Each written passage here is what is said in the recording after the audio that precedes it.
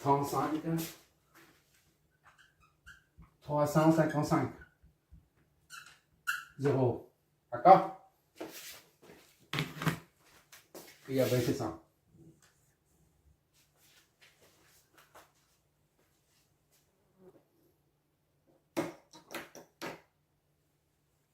Bon, à partir de là, on est du ICD. ICD, là, c'est là, moins IAB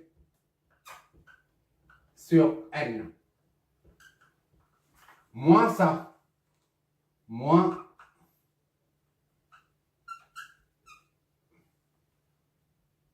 25 racine de 2, 0 sur N, c'est 120 sur 100, 600. D'accord? Qu'est-ce que ça nous donne?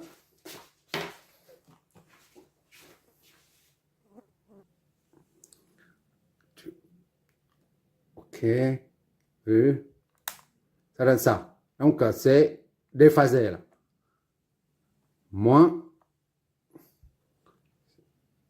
Modulo efface, tu verras, c'est. Voilà. 180. 176 et 180 degrés. Donc, tout ça. Là, c'est égal à moins 116.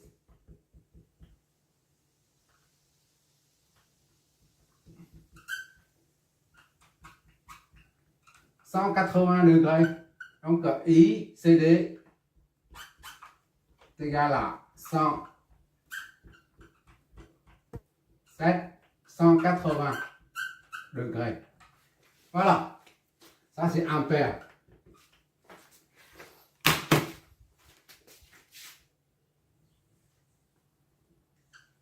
Là, c'est avec la phase. Ça, avec la phase aussi. D'accord? Bon, on va se servir de la loi des nœuds à ce niveau-là, au nœud A. On a V1, I2, I1 plus I2 est égal à I0. Tu vois des nœuds là?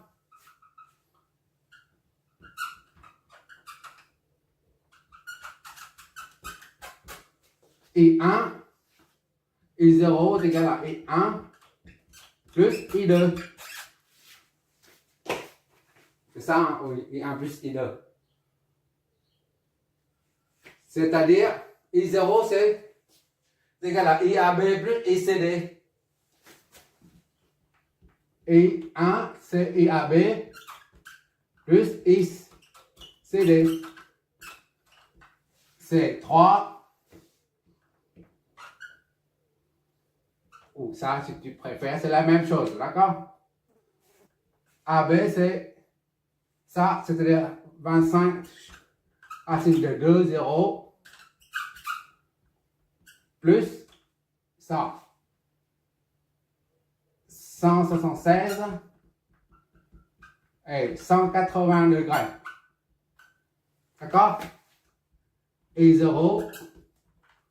Tu verras l'utilité des nombres complexes, les phaseurs. Tout de suite, là, tu verras tout de suite l'utilité. « 25 racine de 2, phase 0, plus ce qu'on vient juste de trouver, ICD. » D'accord? Et ça nous donne ça. Module des phases, ça fait moins 141, 42. Ça fait des phasés de 180. D'accord? On va noter tout ça. Et O, I0, c'est 141, 422, 180 degrés. Ampères. Ce sont des ampères, des amplitudes. D'accord, merci là. Mais merci là, c'est pas des valeurs efficaces. À quoi ça sert de calculer ça? Ouais. Il y a un but pour ça, un objectif.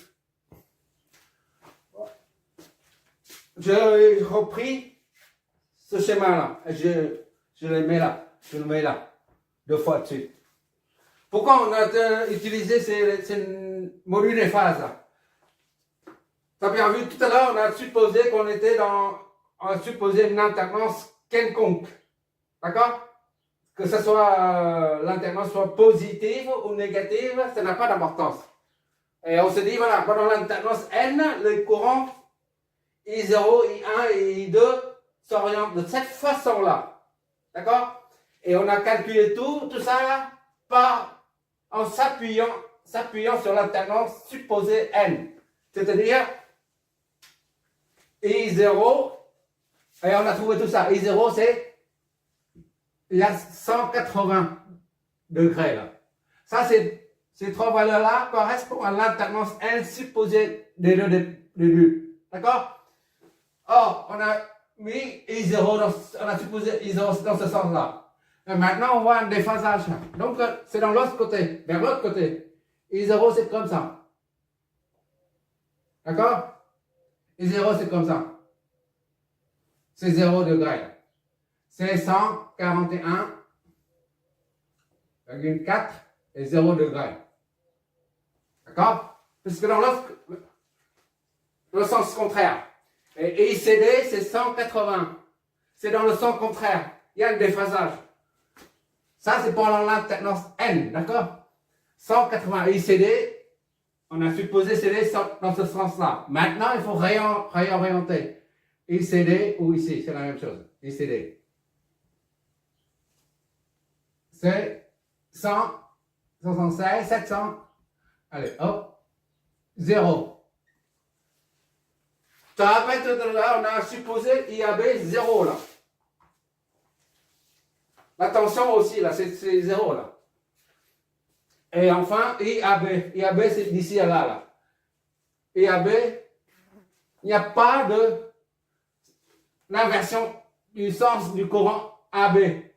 AB, c'est I1 là. Donc, IAB va comme ça. Toujours de A vers B. D'accord? IAB.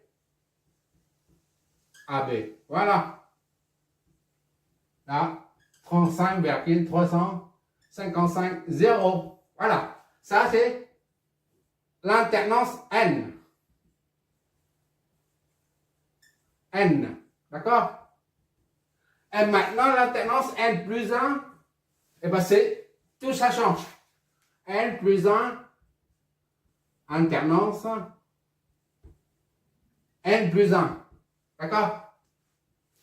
Et bien, ça va dans l'autre sens.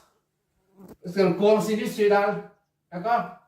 Plus, moins, ou moins, plus. Maintenant, c'est I 0, c'est dans ce sens-là. 141,4. C'est ça, hein, 42. Et 180 degrés. Ça s'inverse. Et là, ça sort. Ici, là. Et CD est égal à 176,700. 180. D'accord? Et là, ça fait vers le haut. Et AB. Maintenant, c'est 0. 180 aussi. AB est 35,355. 180. C'est-à-dire l'alternance N, le courant, pendant l'alternance N, le courant I, somme, est égal à ça, plus ça. D'accord?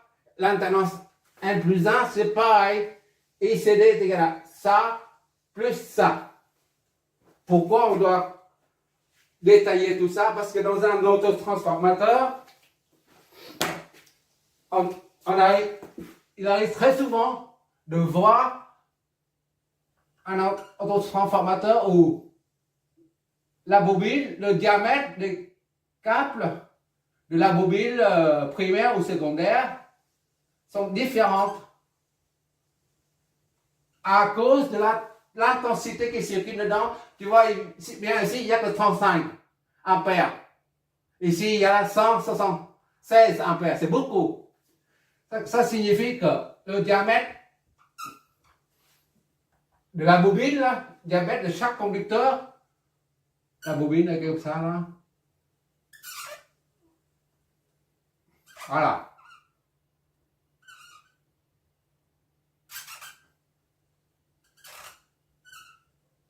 Le diamètre, là, ça c'est le diamètre. D'accord? Diamètre de ça est plus important que celle-là.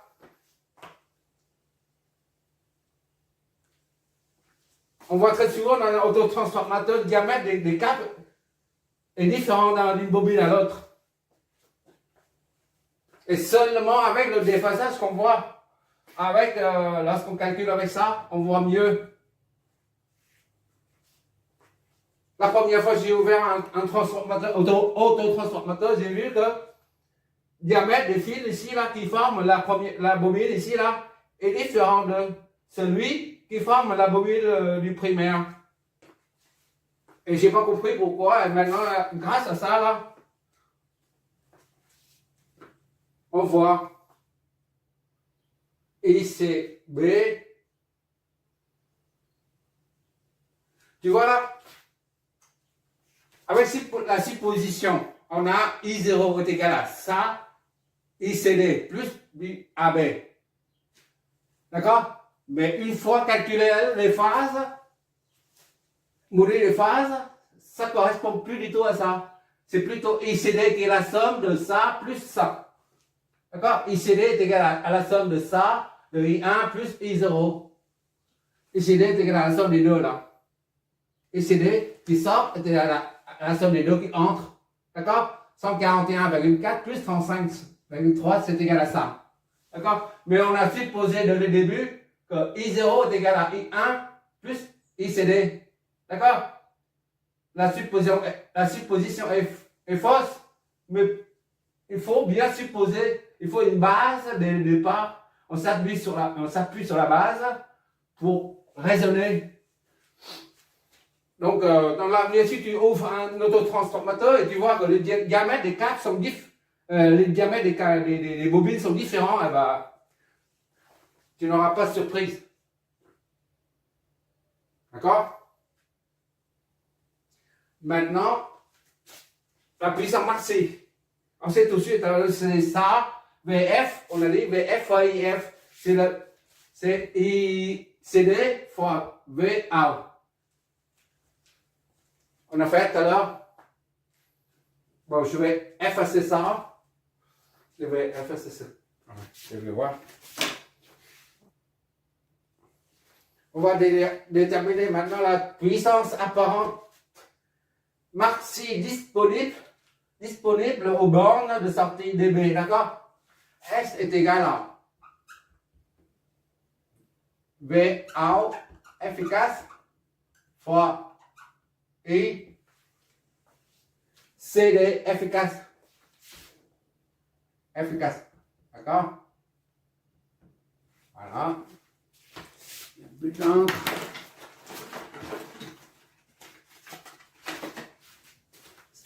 ICD efficace. Ah, c'est misère, c'est la misère. VA efficace, c'est 480 fois ICD efficace. ICD il est où? ICD est là.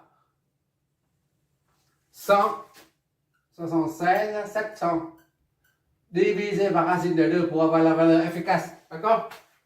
Donc, qu'est-ce que ça nous donne? 480 divisé par 76 divisé par racine de 2. Voilà. Oh, fois.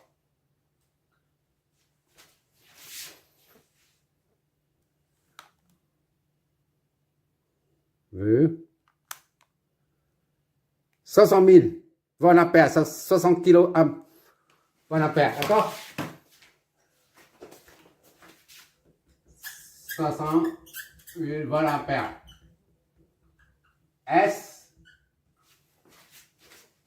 admissible et donc admissible 500 kV. Voilà. pour répondre à cette question-là. La puissance apparente maxi.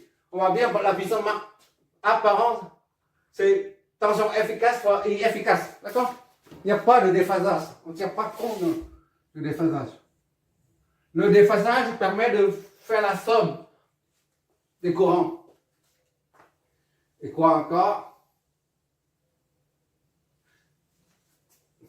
Déterminer la charge qui correspond à cette puissance-là, qui consomme cette puissance. S est égal RI au carré. D'accord? RI au carré. Et c'est ICD qui va dans la charge. C'est ICD là, qui va dans la charge. ICD. Là, comme il s'agit d'une puissance apparente, ce sont des valeurs efficaces qu'on a à faire. Donc, c'est ICD efficace au carré. D'accord? Donc, R est égal à S sorti là. S sorti. Ça, c'est S admissible. Admissible, voilà. S admissible divisé par ICD au carré. Au carré. Soit 60 divisé par ICD. Ça au carré. Racine de 2. D'accord? Tout ça au carré. Donc, R.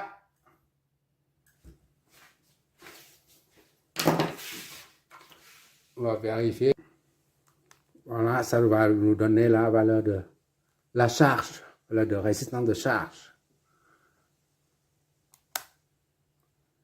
3,84. D'accord? 3,84 ohms. 3,80. 4 ohms. Qu'est-ce que ça signifie, cette valeur-là, en fait? Plus la résistance est petite, plus le courant qu'il a parcourt est grande. Quand la résistance devient de plus en plus grande, l'intensité du courant ICD diminue. Et quand la résistance devient infinie, il n'y a plus de courant. D'accord? Donc ça signifie que la charge maxi qu'on peut mettre dedans, là, R doit être pour ne pas surchauffer. Surchauffer, ça c'est comme ça, 2F. Surchauffer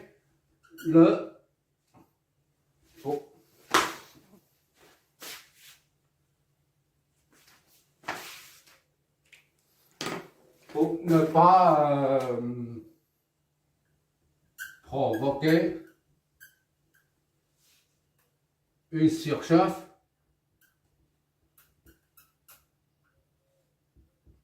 excessive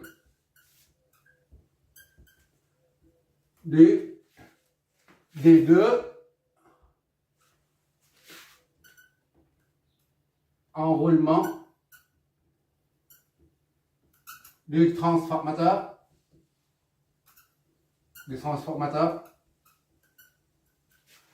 R doit être supérieur ou égal à 3,84 ohms. D'accord? R est égal à 3,84 ohms. Cela signifie qu'on reste dans le cadre de 15 kVA pour chaque enroulement. S1 est égal à S2 est égal à S est égal à 15 kVA. D'accord? Et S sorti là, S sorti est égal à 60 kVA. D'accord? Autrement dit, on a quadruplé la puissance du transformateur conventionnel qui est de 15 kVA. Normalement, on n'a que 15 kVA. disponible. Mais là, grâce au câblage en autotransformateur, on obtient 60 kVA à la sortie. D'accord? On a quadruplé en fait.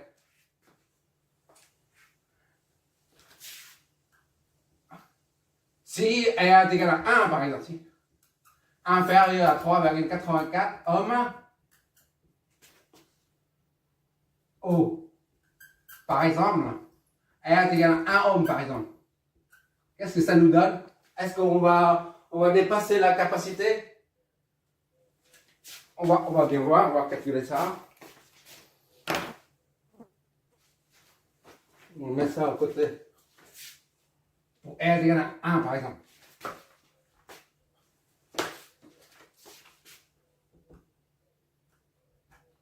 R est égal à 1 ohm. Alors, on a là.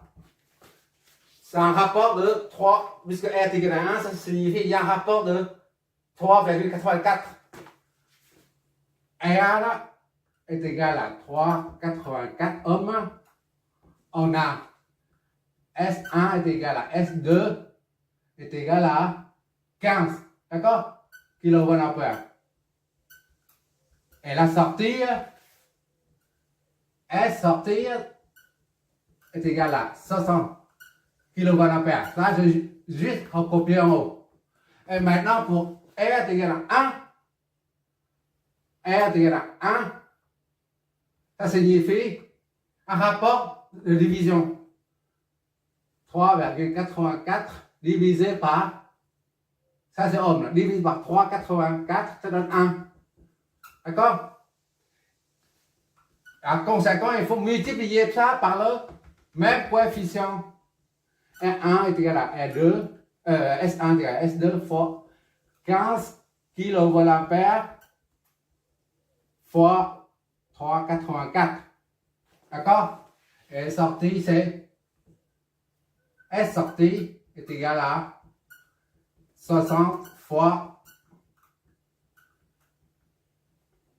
3,84. Qu'est-ce que ça nous donne? Pour R est égal à 1 ohm, on a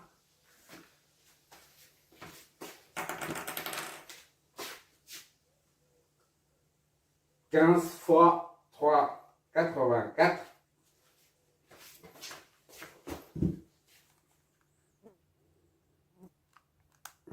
57, d'accord? 57,6. S1 est égal à S2, d'accord? 57,6. Donc supérieur à S là. S qui est 15. Supérieur à 15 kVA. S sortir 60 fois 3,84. 60 kVA fois 230,4 kVA. 230,4 kVA. Qu'est-ce que ça signifie? Ça signifie que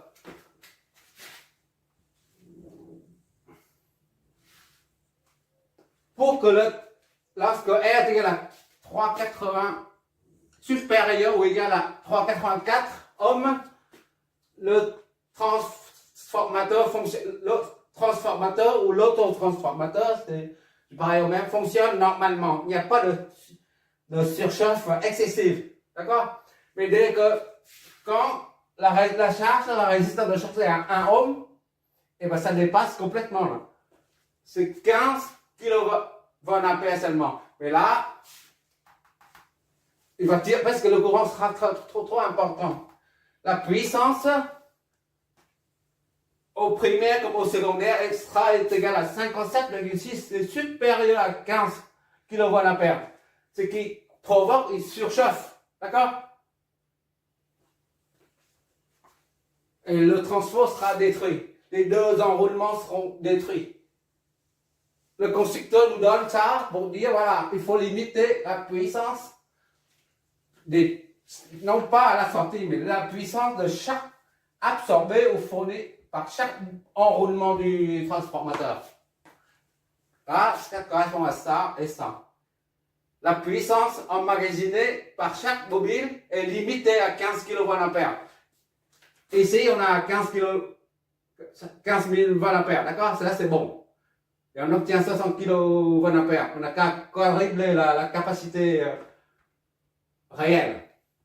Mais ça provoque pas de surchauffe. Tandis que là, si on règle la charge à 1 ohm seulement, alors là, on obtient 230,4, mais quelques secondes seulement.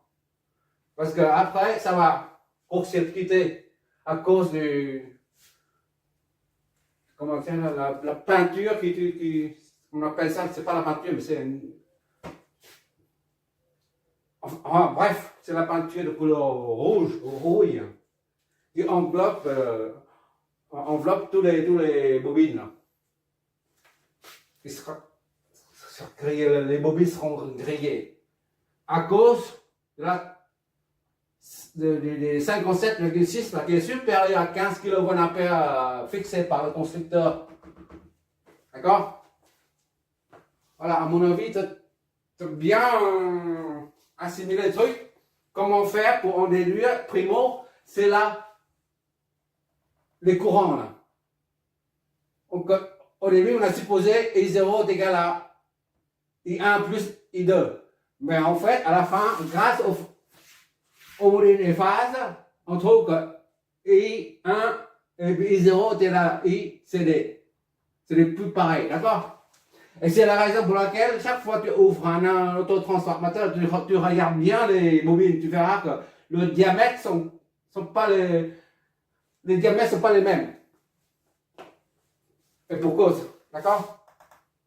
Et la puissance disponible, puissance fixée par les constructeurs, la puissance S est à respecter. Lorsqu'on veut augmenter via la tension, via un câblage en autotransformateur, abaisseur ou élévateur de tension, il faut toujours observer cette énergie, cette puissance. On va faire un deuxième avec deux sources, d'accord? On va faire un deuxième avec deux sources de tension différentes. Par exemple, ici 600, au lieu de 600, et ben au 120, on n'a que 30 volts par exemple. Et on va voir ce que ça donne à la sortie. D'accord?